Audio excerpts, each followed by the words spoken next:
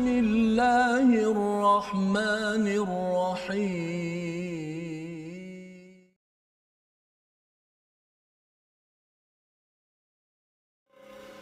Assalamualaikum warahmatullahi wabarakatuh. Alhamdulillah wassalatu wassalamu ala Rasulillah wa ala alihi wa man wala. Syada la ilaha illallah, syada Muhammadan abduhu wa rasuluh. Allahumma salli ala sayidina Muhammad wa ala alihi wa sahbihi ajma'in. Amma ba'd. Apa khabar tuan-tuan dan puan yang dirahmati Allah sekalian? Kita memuliakan kesyukuran pada Allah Subhanahu Wa Taala pada hari ini kita bertemu untuk mengulang kaji halaman 100 hingga 104 daripada surah An-Nisa, dan kita ingin melihat sama-sama apakah yang sudah pun kita pelajari daripada hari Isnin, Selasa, Rabu sehingga Jumaat untuk memastikan kita sentiasa bersama dengan hidayah daripada Al-Quran. Dan moga-moga tuan-tuan yang membaca daripada halaman ini bila baca di waktu malam ataupun mungkin ada yang sedang menghafaz bagi 5 halaman ini mendapat impak yang besar, dapat manfaat tadabbur, mengambil tazkirah daripada setiap ayat yang dibacakan. Alhamdulillah pada hari ini kita bersama dengan Al-Fadil Ustaz Dr. Muhammad Arif. Hari ini apa khabar Ustaz? Alhamdulillah sihat. Alhamdulillah ya. Alhamdulillah kembali berjumpa lagi kita dapat berjumpa ya. Seronok berjumpa dengan Ustaz pasal betul, banyak pencerahan-pencerahan ya bersama dengan tenaga-tenaga think tank penceramah lain yang juga bersama setiap minggu, dan insya-Allah harapnya bila kita dapat bertemu banyak kali ni Ustaz ni, kita dapat bertukar lebih banyak lagi buah hasil daripada Al-Quran ini. Dan kita bersama dengan Ustaz Tirmizi Ali. Apa khabar Ustaz? Alhamdulillah. Hari ini Ustaz nak baca ayat yang mana Ustaz? Banyak ke sikit hari ini? Oh, hari ini kalau boleh dikurangkan bacalah. Kurangkan baca tetamu ya. Kita dalam masa yang terhad ini kita nak melihat 5 muka surat, tapi insya-Allah kita cuba yang semampu mungkin ya dalam masa yang sama dari masa ke semasa kita mendengar 1-2 ayat Al-Quran untuk memastikan kita baca ya dalam masa yang sama kita faham dan juga kita dapat mengamalkan apa yang terkandung dalam 5 halaman ini ke hadapan pada minggu-minggu yang akan datang. Jadi pada hari ini kita sama-sama ingin melihat sedikit daripada halaman yang ke-100 ya.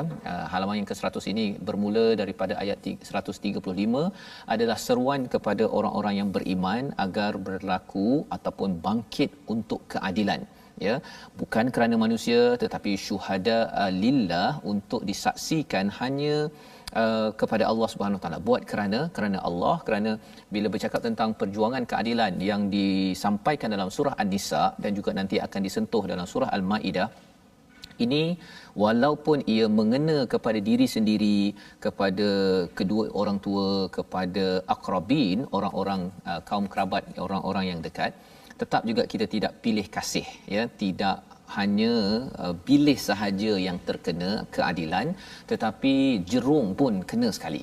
Kerana memilih-milih itu nanti adalah salah satu sifat yang berlaku pada Bani Israel yang menyebabkan Allah melaknat kepada kaum tersebut, dan kita tidak mahu dilaknat oleh Allah Subhanahu Wa Taala. Dan pada halaman ini Allah menceritakan tentang kumpulan orang yang paginya ataupun awalnya beriman kemudian kufur, iman kufur. Kesan daripada bila kita dapat pencerahan iman, bila kita lari daripada keimanan itu, Allah menambahkan pada ayat 137, Allah menambahkan lagi kekufuran itu kerana apa? Kerana tidak menghargai cahaya daripada Allah SWT. Jadi virus munafik ini, virus sakit yang ada ini ada ubatnya ya. Itu sebabnya kita nak baca daripada ayat 140 pada hari ini, dan kemudian nak minta kepada Dr.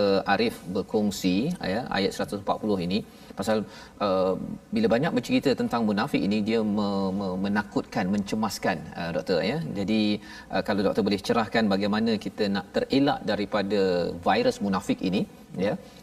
Jadi kita baca dahulu ayat 140 bersama dengan Ustaz Tirmizi. Silakan Ustaz. A'udzubillahi minasyaitonirrajim. وقد نزل عليكم في الكتاب أن إذا سمعتم آيات الله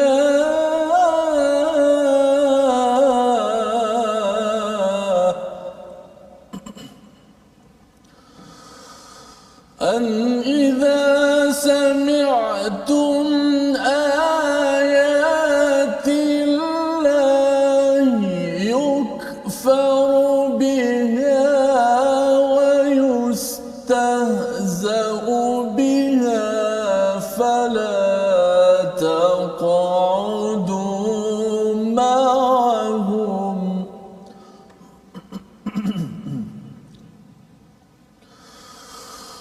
فلا تقعدوا معهم حتى يخوضوا في حديث غيره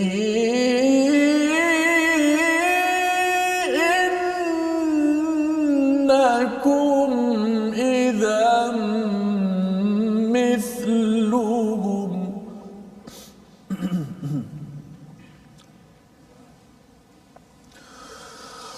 إن الله جامع المنافقين والكافرين في جهنم جميعا صدق الله العظيم. Surah Al-Azim, dan sesungguhnya Allah telah menurunkan ketentuan bagimu di dalam kitab bahawa apabila kamu mendengar ayat-ayat Allah diingkari dan diperolok-olokkan, maka jangan kamu duduk bersama mereka. Jadi ini adalah sebahagian daripada maksud daripada ayat 140.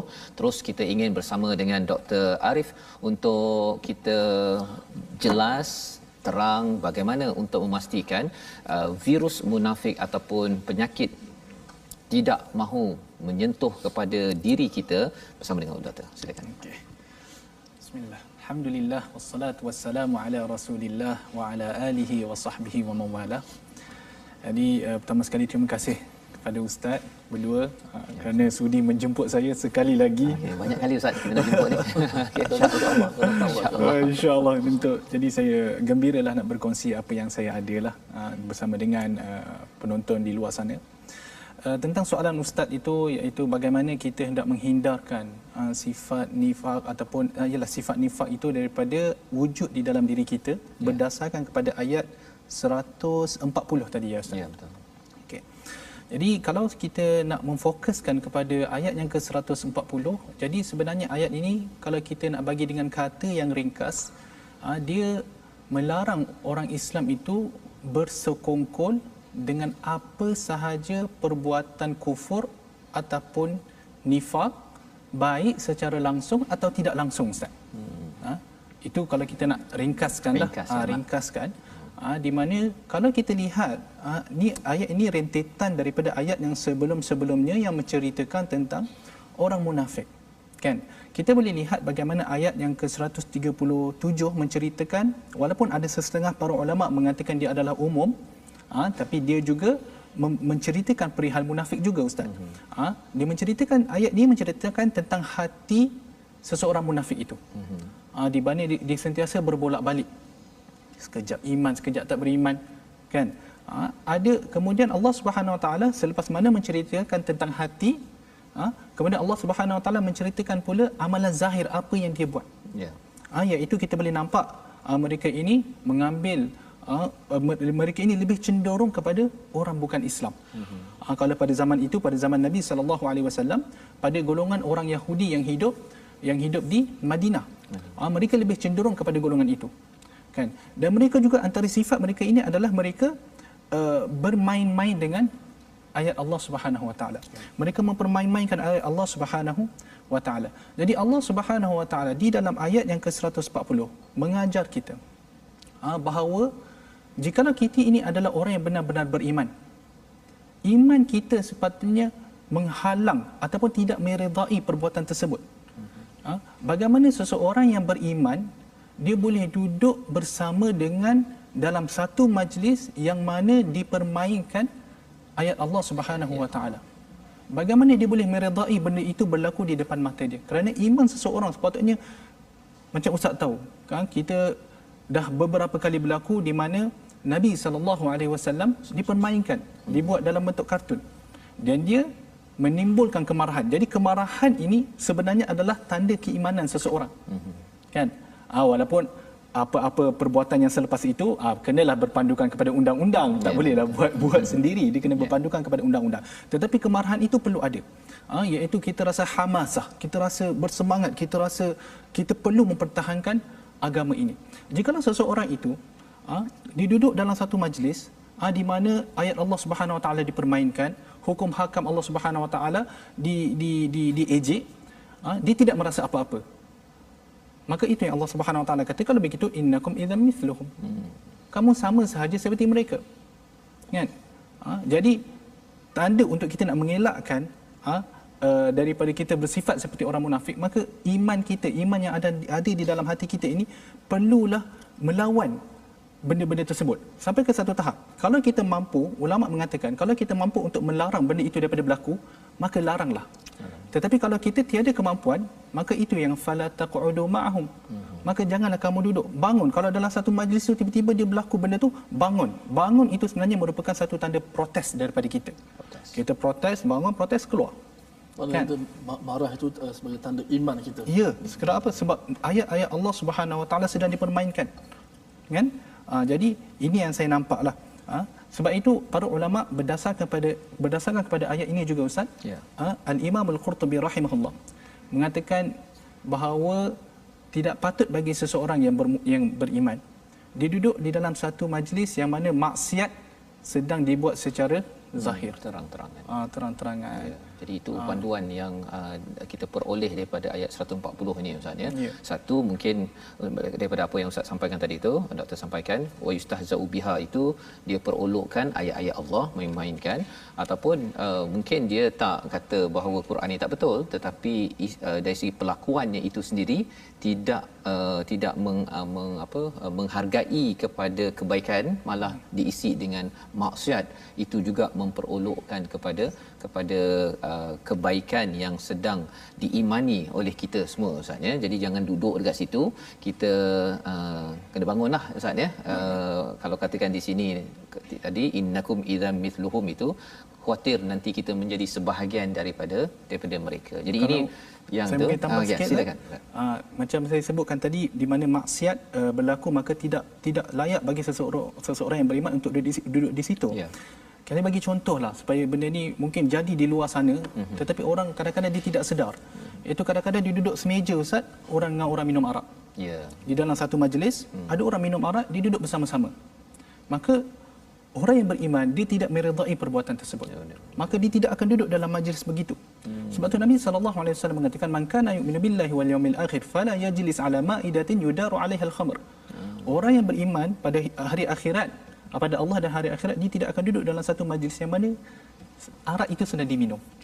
Jadi itu juga diambil panduan daripada ayat ini Ustaz. Itu bercakap tentang arak Ustaz ya, spesifik istilah khamr dalam hadis tersebut. Tapi kalau katakan orang tu merokok, macam mana pula? Merokok itu merokok ni saya tidaklah kata dia sama seperti arak Ustaz. Tak sama. Saya tidak kata dia jauh sangat. Minum arak satu dosa yang besar. Adapun merokok ini dia tidaklah kita kata dosa yang besar, tapi dia juga adalah mengikut fatwa di Malaysia ini dia berdosa. Jadi kalau sebaik-baiknya, kalau kita rasa nak selamat juga, maka kita bangun jugalah. Tapi sebenarnya Ustaz, terus terang Ustaz bagi soalan perangkap ni Ustaz, habis berlaku kat sana. Ustaz ini memang berlaku kan. Ya, saya kalau pergi ke restoran, kalau saya jumpa orang merokok, saya pergi jumpa orang tu kan, sama ada saya minta dia bangun ataupun saya kata saya minta tuan kedai tu untuk beritahu, ataupun lepas tu saya pergi report kan. Itu sayalah kan. Tapi bagi setengah orang kata okey kot kan, pasal dulu saya tak berani nak tegur kan, tapi bila tengok anak saya kena sedut asap rokok tersebut, saya rasa macam ini memang tidak patut kan. Jadi macam mana komen Ustaz? Kalau menarik Ustaz kalau dari aspek kesihatan maka perlu dibuatlah. Kan, tetapi saya tidak mahu mengaitkan rokok tu dengan ayat ini, jauh sangat. Kita kalau ayat ini saya lebih pergi kepada dosa-dosa yang lebih besar. Adapun merokok ini dia merupakan satu dosa yang mengikut fatwa kita haram. Bila haram dia adalah dosa, tapi adakah dia mencapai dosa besar? Allahu a'lam, saya rasa tidak capai ke situlah. Tetapi adalah lebih baik jika kita juga, kalau orang yang merokok ni ialah benda yang maksiat, maka kita perlu melarang jugalah kalau lebih baik. Tapi ialah kita melarang mengikut kemampuan yang kita ada. Janganlah sampai kita pakai tangan kan pakai tangan ambil pula rokok orang tu, takut menimbulkan mudarat yang lebih besar lagi kan. Mungkin hanya sekadar macam Ustaz buat tadi, sekadar kata-kata itu sudah baik. Okey, baik. Jadi itu perkara berkaitan dengan asas perbincangan kita tentang kalau ada orang-orang yang mempermainkan ayat Allah, dan juga kalau katakan ada orang yang memandang ringan kepada dosa-dosa besar Ustaz ya, yang kita kena bangun dan ataupun kita jangan redha dengan perkara tersebut. Dan kita nak teruskan pada halaman yang ke-101 ya, pada kali ini Allah menyatakan, Allah membongkar lagi tentang ciri orang yang munafik, di mana mereka ini menanti-nanti sahaja peluang, dan lebih daripada itu Allah memberi penekanan tentang Allah lah yang menghukum, menentukan bainakum yaumal qiyamah, pada hari kiamat ya. Jadi bercakap tentang orang munafik ini Ustaz ya, dia pasal orang yang bukan Islam ataupun kafir itu jelas ya, tapi orang munafik ini kerana dia memang kalau zaman Nabi itu dia memang semayang bersama dengan Nabi, orang Islam ya, maksudnya mendaftar sebagai orang Islam lah ni. Jadi kita tak tahu. Jadi kalau kita kata munafik ni banyak sangat diulang di dalam Al-Quran, kesannya ialah macam saya rasa macam sifat ni adalah pada kawan saya yang A, yang B. Jadi akhirnya kita rasa macam terlabel munafik kan. Jadi adakah itu cara yang betul mensikapi kepada kawan-kawan sekitar kita, ataupun macam mana berinteraksi dengan individu yang mungkin dia buat perangai lah macam yang kita baca dalam ayat 141 ni, dia menanti-nanti sahaja kepada kebaikan. Kalau dia ada peluang dia sokong, kalau tak dia biarkan begitu saja. Macam mana tu Ustaz? Okey. Tak sempat kita nak dengar Ustaz Tarmizi baca tu okay. sebenarnya. Kita nak dengar baca. Dia tunggu soalan je kan. Terus soalan tak apa, saya jawab terus. Terus ya. Okey. Okey. Pasal Lebih masa sikit. Lebih masuk kat saya. Kalau besarnya persoalan dia besar sangat. Okey. Munafik kan. Takut nak baca ni. Allahu akbar. Okey, menarik soalan Ustaz tu, di mana kita melihat perangai-perangai apa yang kita katakan perangai orang munafik di kalangan orang di sekeliling kita. Okey. Tapi perlu saya jelaskan di sini juga Ustaz, iaitu bahawa jika kita nak merujuk kepada ayat ini, adalah penting untuk kita memahami konteks yang mana ayat itu berada. Iaitu ayat ini menceritakan tentang munafik yang nifak ni memang khalis, memang dia pure munafik. Jadi sebab itu ayat ini kalau kita lihat alladzina yatarabbasuna bikum, di mana orang munafik ini mereka menunggu berlakunya sesuatu. Kalau Al-Imam Ibn Katsir rahimahullah dikata menunggu jatuhnya Islam. Dia tunggu jatuhnya Islam dan dia menunggu Islam itu akan hilang. Jadi saya tak rasalah kalau ada orang Islam, mungkin ada, tapi kebanyakan orang di sekeliling kita tidaklah perasaan dia begitu, menunggu Islam pergi kan. Dia mesti adalah iman sedikit di dalam hati dia. Okey, yang mana kita akan datang ceritakan juga tentang golongan-golongan begini. Tapi sebelum itu, ayat ini menceritakan tentang golongan munafik yang betul-betul nifak, yang mereka ini memang menunggu bagaimana Islam ini jatuh, dan mereka sentiasa mencari peluang Ustaz. Sentiasa mencari peluang untuk nak menjatuhkan Islam, untuk menjauhkan orang daripada Islam. Itu yang Ustaz kata virus tadi tu. Kerana mereka ini berperanan sebagai virus yang menyebarkan syubhat-syubhat. Syubhat-syubhat yang mana orang bila dengar dia boleh rasa ragu-ragu, betul ke macam ni? Betul ke Islam macam ni? Betul ke hukum hudud macam ni? Betul ke Allah kata macam ni? Itu peranan orang-orang yang ni. Jadi ini orang-orang begini, maka kita perlu berjaga-jaga. Tetapi dalam masa yang sama kita perlu bezakan antara orang yang munafik dan orang yang ada sifat munafik. Beza ya. Sebab kata Nabi SAW, okey, arba'un man kunna fihi kana munafiqan khalisan. Ada 4 sifat Ustaz yang mana jika wujud pada seseorang itu, maka maksudnya 4 ini wujud, maka dia adalah seorang munafik yang memang betul-betul munafik. Munafik khalisan, memang dia memang pure lah. Dia kena ada 4 ke atau salah satu je? Nanti dulu. Ada tabir. Okey. Tapi kalau ada salah satu daripada 4 ini pada pada sifat seseorang ini, maka dia ada khaslah min khaslatin nifaq. Maksudnya dia ada sebahagian daripada nifaq itu. Ciri-ciri itu. Ciri-ciri itu ada. Jadi apakah 4 sifat ni? Jadi wa idza haddatsa kadzaba, bila dia berbicara je mesti kuat menipu lah. Kemudian wa idza tumina khana, bila diberi sebarang amanah maka dia akan khianat. Wa idza ahada ghadara, bila mana dia buat satu perjanjian dia akan melanggarnya. Wa idza khasama fajara, bila dia bergaduh dengan orang sikit meletup. Jadi kadang-kadang orang kita dia adalah beberapa sifat tersebut. Jadi kita tidaklah boleh, itu pentingnya Ustaz melabel ni Ustaz. Senang-senang melabel orang munafik, adalah sangat-sangat bahaya. bahaya. Bahaya. Itu Dan kita kena dia sebelum berjaga-jaga. satu label munafik tu yang bahaya. Kemudian bawah tu dia ada tadi bila katakan bercakap menipu kan. Jadi dia terus label engkau ni menipu kan. Lepas tu engkau ni pengkhianat kan. Bila dia dah letak pengkhianat tu dia up dia sikit lagi ke dia dah jadi lain kan. Jadi pasal istilah-istilah ini amat sensitif dalam social media sekarang ini.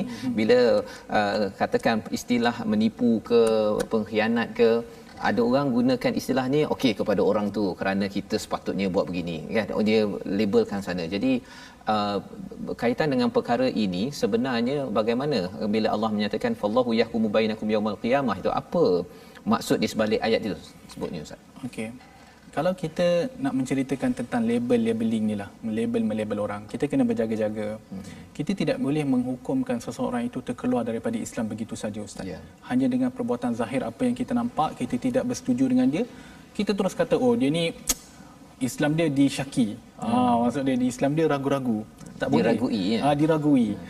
Jadi ketakutan nanti hukum yang kita beri kepada orang itu akan jatuh kembali kepada diri kita. Ya.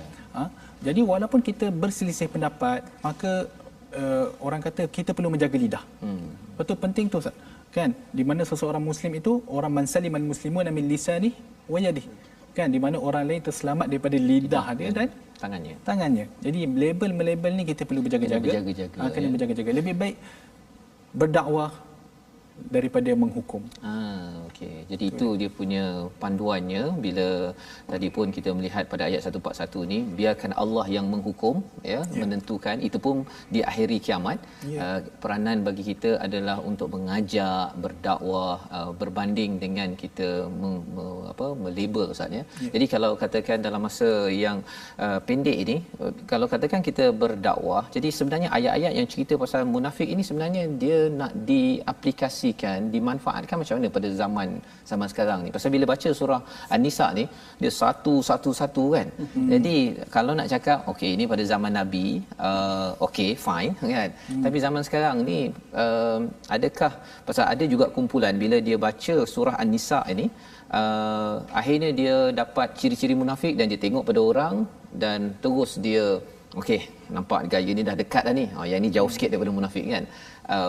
Tapi ada setengah orang yang dia tak baca surah ni, jadi dia tak tahu, jadi menyebabkan dia lebih sejahtera lagi dia punya hati dia. Macam mana nak berinteraksi dengan ayat-ayat begini? Saya teringin sangat nak jawab soalan Ustaz. Ya. Cuma saya risau penonton kat luar sana duk tunggu bila Ustaz Tarmizi nak baca ni. Okey, nak baca. Macam mana Ustaz? Jadi kita baca. Okey, kita baca. Kita baca ayat 142 ya, pasal ini menceritakan tentang perkara yang penting. Silakan Ustaz, 142. 142. 142 ya, kita bacalah. Masa kita insya-Allah. Auzubillahi minasyaitanir rajim. Innal munafiqina yukhadi'una Allah wa huwa khadi'uhum wa idza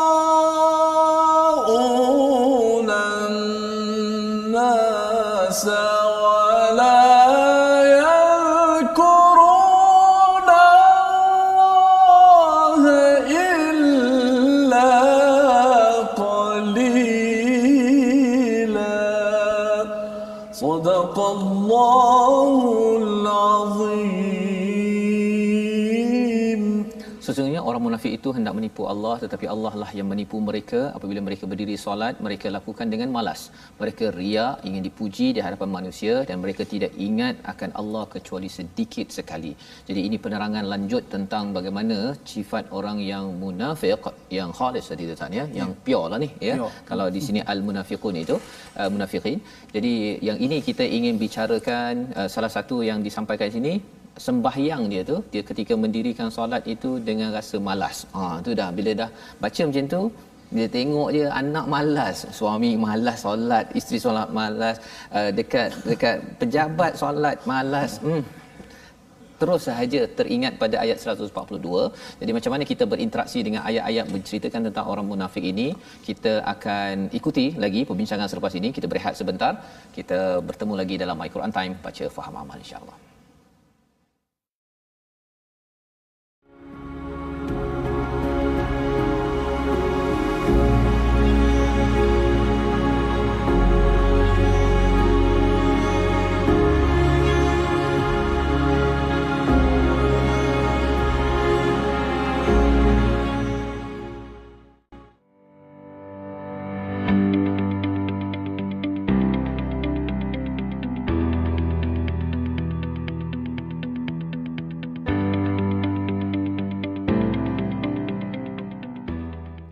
Alhamdulillah, terima kasih kepada semua penonton, sahabat-sahabat Al-Quran sekalian kerana sentiasa setia dalam My Quran Time, baca faham amal.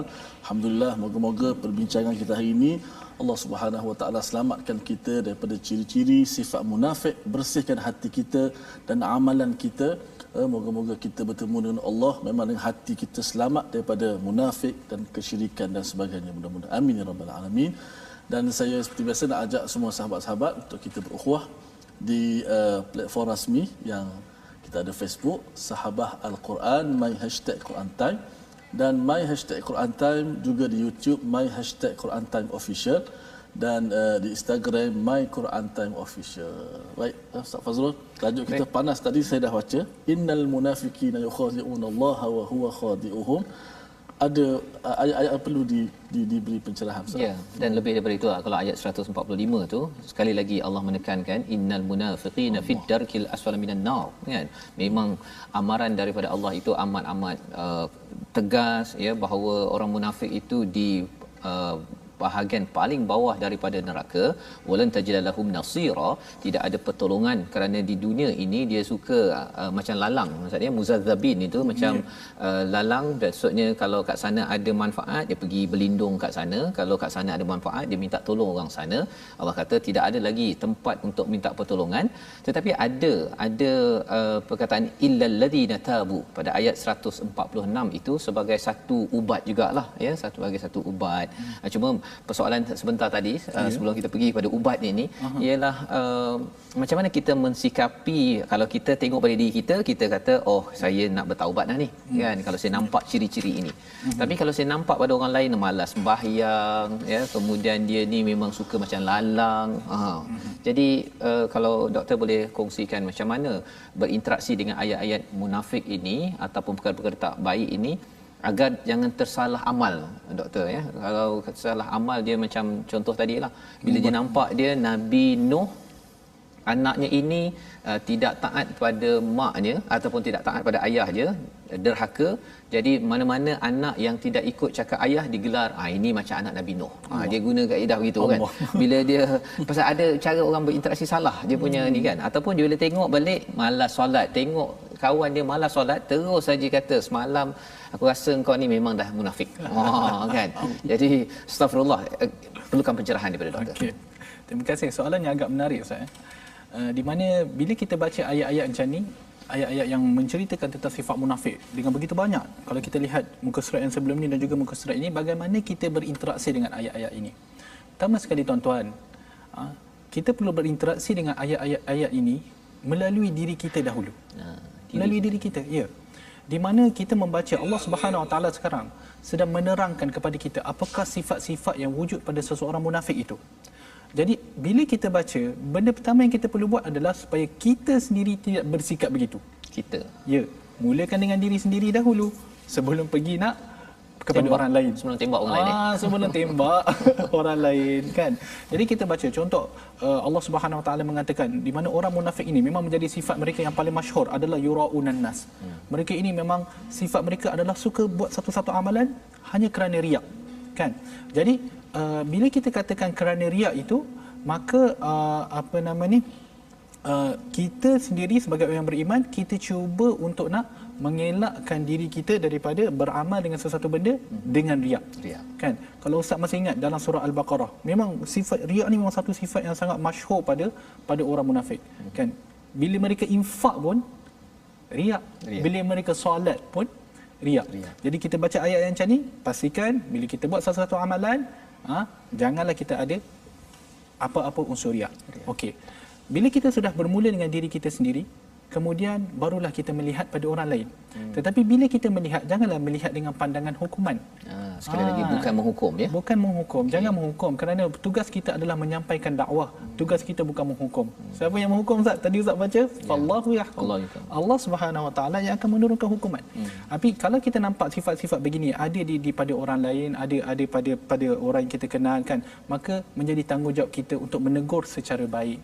Untuk menegur secara baik. Setiap orang diberi peluang oleh Allah Subhanahu Wa Taala untuk bertaubat. Jadi kita ni kalau kita nampak orang yang terkeluar macam dia ni tak solat, tak amal, ibarat macam saya suka nampak benda ni sebagai satu perumpamaan. Kita sekarang sedang berjalan bersama-sama. Berjalan bersama-sama ke arah syurga Allah Subhanahu Wa Taala.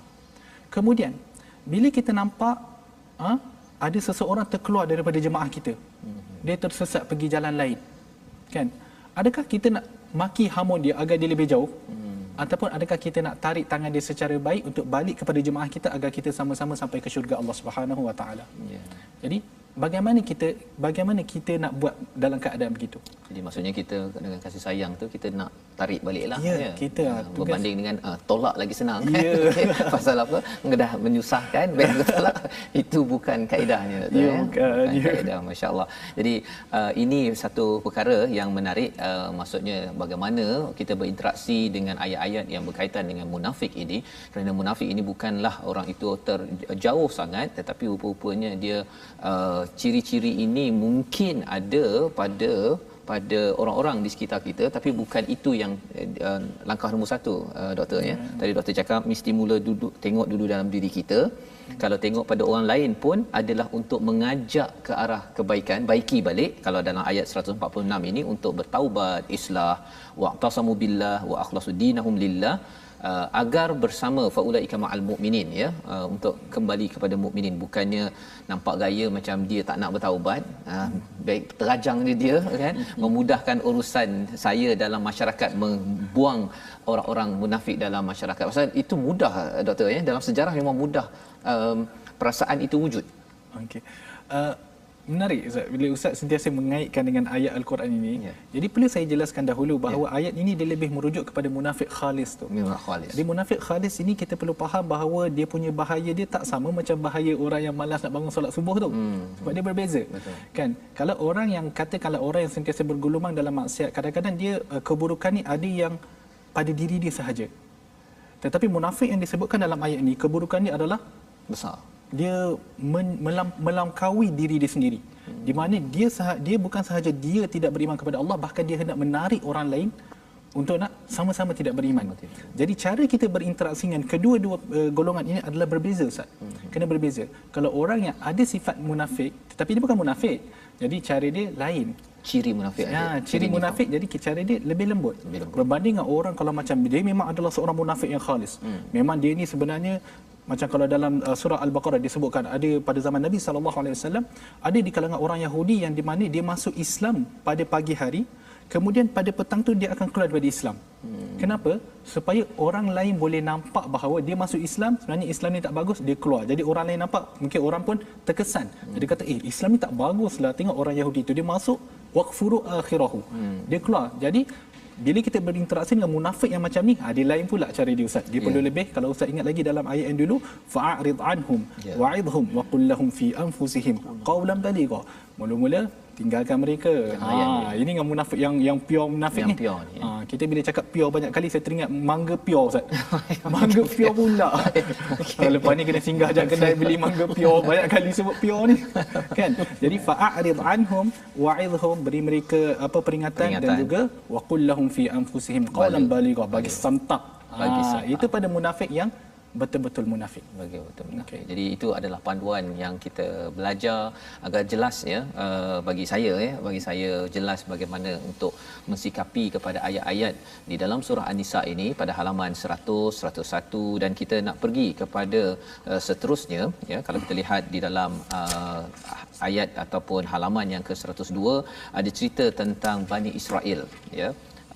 Kalau di peringkat atas itu ayat 148 Allah cakap Allah tidak suka kepada perkara-perkara yang buruk ini dijaharkan ya, illa man zulim, dan seterusnya Allah beritahu tentang kisah Bani Israel pada ayat 153, di mana dalam ayat ini Allah menyatakan tentang ahli kitab ini mereka meminta kalau boleh turun kitab daripada langit ya, maksudnya dia tak nak terima kitab yang dah dapat kepada Nabi sallallahu alaihi wasallam, maksudnya wahyu dan juga kerasulan Nabi.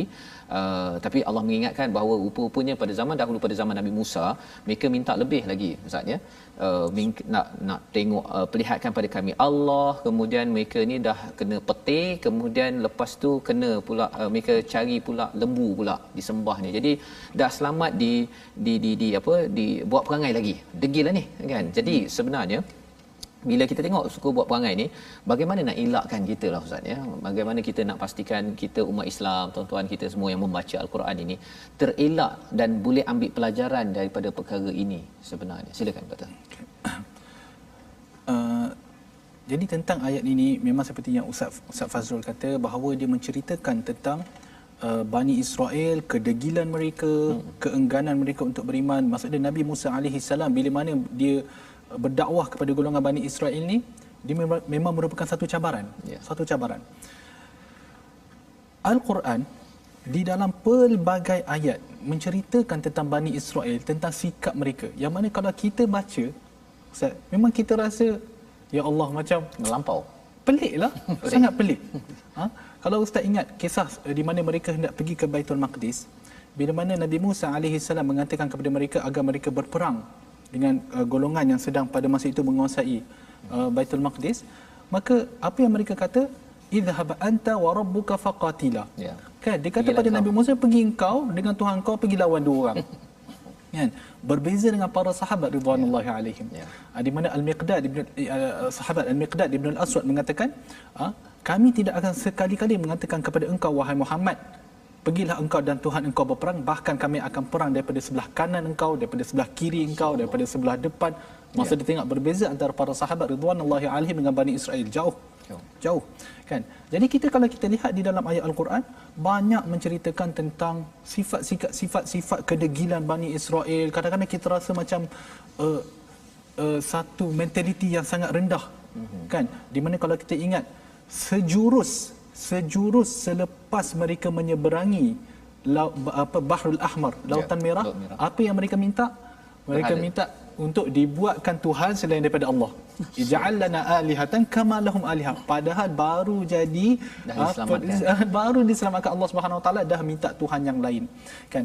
Jadi kenapa Allah Subhanahu Wa Taala ceritakan semua benda ni? Agar kan saya kata, kalau Ustaz ingat dulu kita ada ceritakan alam tara ila, agar kita membaca, kita melihat benda ni dengan mengambil iktibar. Kita mengambil iktibar. Apa yang dibuat oleh golongan Yahudi, jangan kita sama-sama buat. Golongan Yahudi mereka terkenal dengan menipu. Jangan kita buat. Golongan Yahudi mereka terkenal dengan mempermainkan hukum Allah Subhanahu Wa Taala. Mereka yuharrifuna al-kalima an mawadhi'ih. Mereka menukar kitab Taurat itu daripada makna dia yang asal. Mereka menukar, bukan sahaja kitab Taurat ni ditukar teks dan dia tukar makna. Dua-dua ditukar, Ustaz. Mengikut hawa nafsu mana yang dia suka. Dia hukum balik tulis tu balik. Tulislah nak tambah ke nak kurang ke ikut dia. Ikut hawa nafsu, ikut bukan ubah sikit-sikit bukan. Oh, jangan. Kan? Yuharrifuna al-kalima an mawadhi'ih. Jadi jangan kita bila membaca Al-Quran, jangan bila kita cuba nak memahami Al-Quran, ingat biarlah Al-Quran itu yang menguasai diri kita. Jangan kita pula yang nak menetapkan apa yang lebih sesuai untuk kita di dalam Al-Quran. Biarlah kita mengikut panduan Al-Quran, jangan Al-Quran pula nak ikut hawa nafsu kita, kerana itu adalah perbuatan orang Yahudi. Orang Yahudi banyak lagi Ustaz, kalau kita nak cerita, mereka ini golongan yang bila mana berdepan dengan kebenaran, mereka tidak mahu untuk beriman. Bukan kerana dia tidak tahu. Ini kalau kita baca di dalam Al-Quran beberapa ayat. Orang Yahudi ni mereka tahu tentang kebenaran Islam, tapi kenapa mereka tidak beriman? Kerana ego. Takabur, hasad. Kan? Jadi kita sebagai orang Islam, bila kita baca ada sifat ni pada orang Yahudi, maka kita bila kita berdepan dengan kebenaran, bila kita berdepan dengan ayat Allah Subhanahu Wa Taala, berdepan dengan hadis Nabi sallallahu alaihi wasallam, berdepan dengan pemahaman ulama yang berasaskan kepada Al-Quran dan Sunnah, sepatutnya kita merendah diri dan bukan kita meninggikan diri. Betul. Janganlah kita bersifat seperti orang Yahudi. Ya, Ustaz? Jadi maksudnya di situ jangan kita ego, ya, jangan menyombongkan diri dengan kebenaran, doktor, ya, pasal kebenaran sudah hadir kepada Bani Israel, maksudnya dengan Nabi Musa, dengan Taurat, ya, tetapi rupa-rupanya kerana diri lebih menguasai Nabi Musa dan juga Taurat berbanding Nabi Musa dan Taurat yang menguasai diri, akhirnya hancur kepada kumpulan Bani Israel tersebut sebagai pengajaran, ya, agar kita juga, ya, bila cakap tadi tentang istilah degil tu Ustaz, ya, maksudnya degil tu dengan kita tidak tidak mengutamakan diri berbanding dengan apa yang disampaikan oleh kitab kita, begitu, ya, dia punya kaedah dia. Baik. Jadi itu perkara yang kita belajar, dan kalau kita lihat pada halaman yang ke-103 terus lagi Allah membongkar dan mengingatkan, fabima naqdihim mitsaqahum, selepas mereka ini telah berjanji kepada Allah SWT, mereka naqdihim, iaitu melanggar perjanjian tersebut. Dan dalam konteks zaman sekarang, doktor, ya, sebenarnya adakah kita ada janji? Kita ada janjilah, asyhadu alla ilaha illallah asyhadu anna muhammadar rasulullah dengan Allah SWT, tetapi mungkin bagi sebahagian orang ialah itu jelah janji saya, kan. Sebenarnya kalau zaman Bani Israel itu ada janji, kita ni apa janji umat Islam?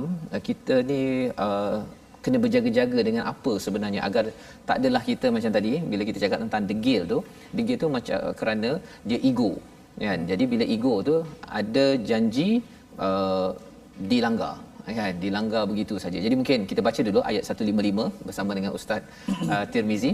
Saya lama tak dengar Ustaz Tirmizi. Okey. Perbincangan panas, ya. Okey. Tapi silakan Ustaz 155. Auzubillahi minasyaitanir rajim. فبما نقضهم ميثاقهم وكفرهم بآيات الله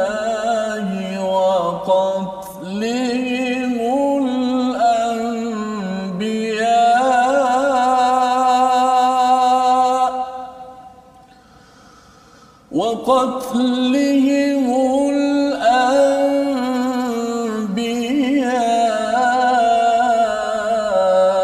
بغير حق وقولهم قلوبنا غلف بل طبع الله عليها بكفرهم فلا يؤمنون إلا قليلا صدق الله العظيم.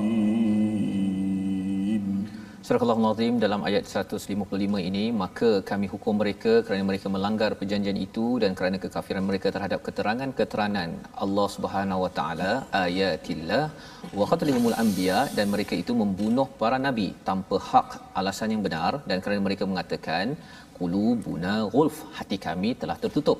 Sebenarnya Allah telah mengunci hati mereka kerana kekafirannya, kerana itu hanya sebahagian kecil daripada mereka yang beriman. Jadi ini adalah antara tragedi demi tragedi ya, ataupun degil demi degil yang ditunjukkan yang boleh kita belajar ya daripada sini, melanggar perjanjian, kemudian kufur kepada ayat-ayat Allah Subhanahu Wa Taala.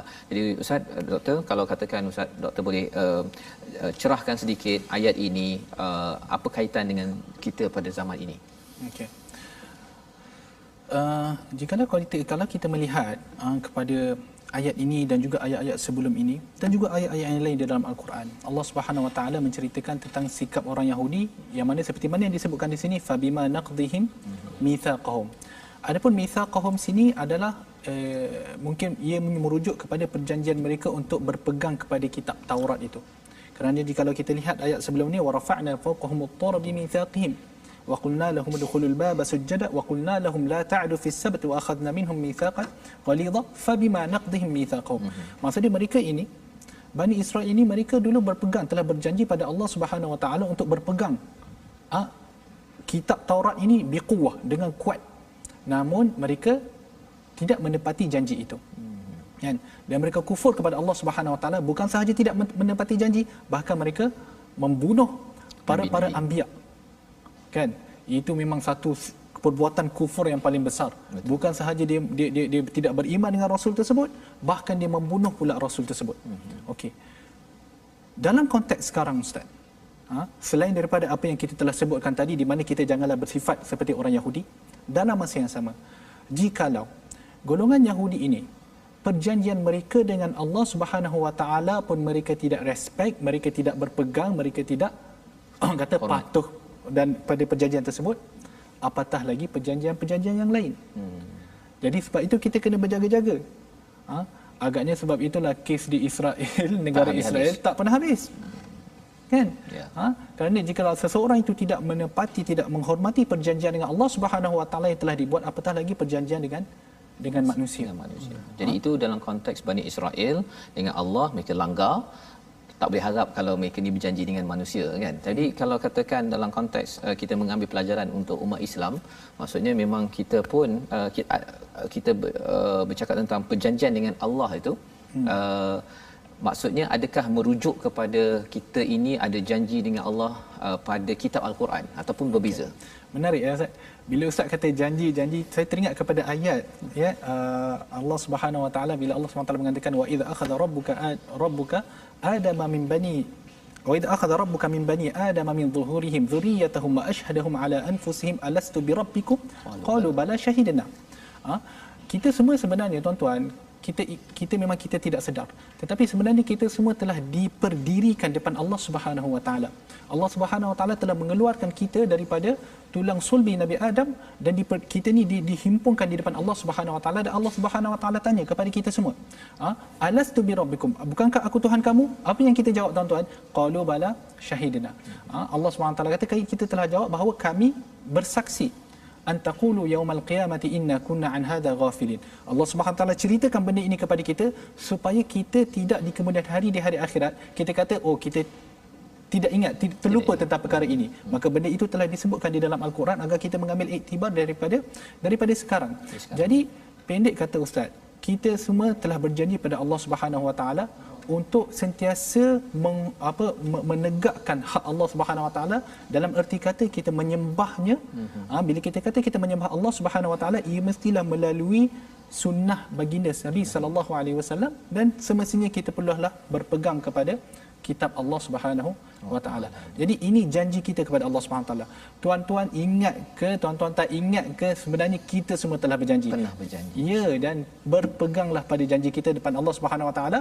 Kalau kita jaga janji kita dengan Allah, Allah akan juga menunaikan janji dia kepada kita. Masya-Allah, terima kasih diucapkan pada Dr. Arif mencerahkan kita pada hari ini tentang topik daripada halaman 100 hingga 103 ya, sebahagian daripada 5 muka surat yang kita belajar pada minggu ini, yang diharapkan pada tuan-tuan yang berada di rumah kita makin jelas bagaimana mensikapi kepada ayat-ayat tentang nifaq, dan juga dalam masa yang sama kita tahu bila kita melihat kepada perangai degil bangsa Yahudi contohnya, kita mengambil pelajaran agar jangan sampai ia masuk ke dalam hati kita, ke dalam bangsa ataupun umat ini.